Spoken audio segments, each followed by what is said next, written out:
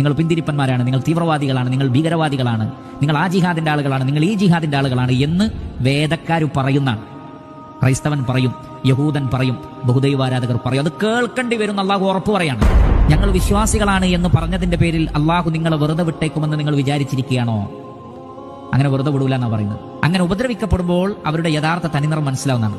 പക്ഷേ ഹൃദയത്തിൽ ഈമാൻ ഇല്ലാത്തവന് ഒരു ചെറിയ പരീക്ഷണം വരുമ്പോഴേക്ക് അവൻ അതിനെ പറഞ്ഞു വലുതാക്കുകയാണ്, ആദർശത്തിന് പുറകോട്ട് പോകും. മുസ്ലിമാണെന്ന് പറയാൻ തന്നെ അവർ മടി കാണിക്കും. ഭീരുത്വമാണ് അവരെ കൊണ്ട് അങ്ങനെ ചെയ്യിപ്പിക്കുന്നത്, പേടിച്ചിട്ടാണ്.